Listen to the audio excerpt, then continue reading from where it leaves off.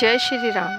Hindu festivals में आप सभी का स्वागत है। आज हम आपके लिए लेकर आए हैं ऋषि पंचमी व्रत पूजा विधि, ऋषि पंचमी व्रत की कहानी।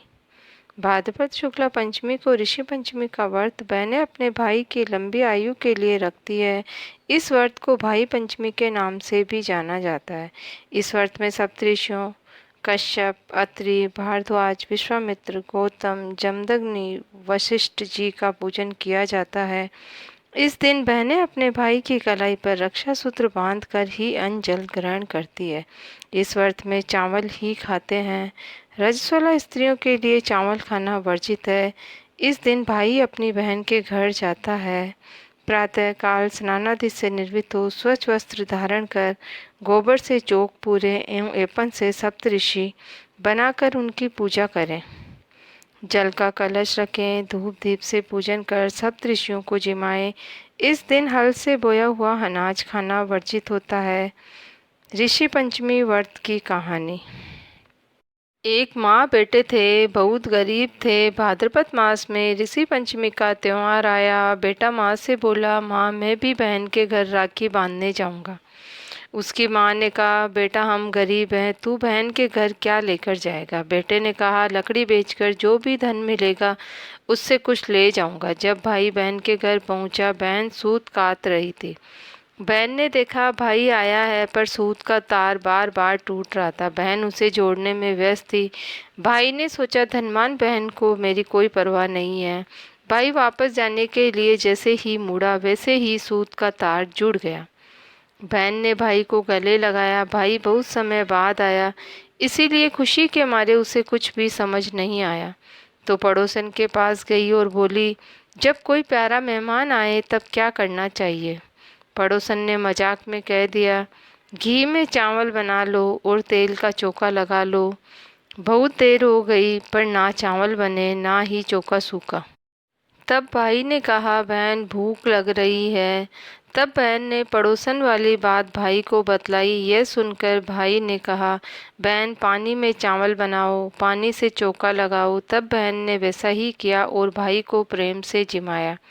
बाजोट पर बैठाकर तिलक कर हाथ में नारियल झिलाकर राखी बांधी।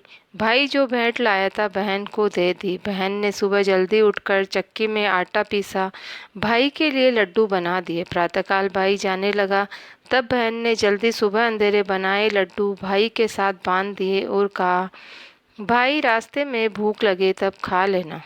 भाई के जाने के बाद बच्चे उठे। बहन ने अपने बच्चे को लड्डू दिए तो देखा लड्डू में सांप के टुकड़े मिले। बहन बहुत देर दौड़ती रही तो उसे पेड़ के नीचे बैठा भाई दिखा। भाई ने कहा, बहन मैं तेरे घर से यहाँ कुछ नहीं लाया। तब बहन ने कहा, भाई मैं तेरी जान बचाने आई हूँ। जो लड्डू मैंने तुझे दिए उसमें सांप पिस गया, इसीलिए मैं दौड़ी दौड़ी आई। बहन को प्यास लगी, दूर कहीं आवाज़ आ रही थी। बहन बोली, भाई मैं पानी पीकर आती हूँ, तू आराम कर। बहन पानी पीने गई तो उसने देखा एक बुढ़िया माई कुछ बना रही है और बिगाड़ रही है। बहन ने पूछा, हे माता आप कौन हैं और ये क्या कर रही हैं। तो बुढ़िया माँ ने कहा, एक गांव में एक लड़का है, उसका विवाह होगा तब वह मर जाएगा। तब बहन बोली, वह तो मेरा भाई है, उसको बचाने का कोई उपाय बतलाओ। तब बुढ़िया माई ने कहा कि यदि उसकी बहन उसकी शादी तक सभी काम उल्टे करे तो पहले श्वम से करवाएं और भाई को अपशब्द कहें तो भाई की जान बच सकती है। बहन वापस आई तो जिद करने लगी, मैं भी भाई तेरे साथ घर चलूँगी, और अपशब्द कहने लगी। भाई ने सोचा बहन को कुछ हो गया है और बहन को अपने साथ ले आया। बहन भाई घर आए, भाई के लिए विवाह का रिश्ता आया। विवाह होने लगा, बारात जाने लगी तो उसने कहा, बारात में मैं भी जाऊंगी। सब ने समझाया औरतें बारात में नहीं जाती, पर वह नहीं मानी। तो एक बुजुर्ग समझदार व्यक्ति ने कहा, ये जिद कर रही है तो ले चलो। पहले उसकी बस सजाई, फिर भाई को बस में बिठाया। आगे जाकर एक पेड़ के नीचे बारात विश्राम करने लगी। उसने कहा, इस पेड़ के नीचे तो मेरी बारात रुकेगी। तब आगे दूसरी जगह अपने भाई की बारात खड़ी करी। बारात आगे जाते ही पेड़ गिर गया। सब ने कहा बहन ने भाई की जान बचा ली। बारात आगे गई, तोरण होने लगा। बहन बोली, इस दरवाजे पर तो मैं तोरण मारूंगी। सब ने मना किया पर वह नहीं मानी और अपशब्द कहने लगी।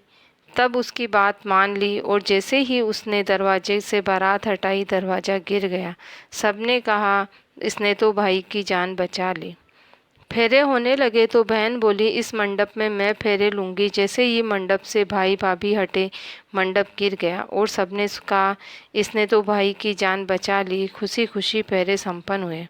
बारात वापस घर आ गई। बहन थक कर सो गई। सब मेहमान जाने लगे।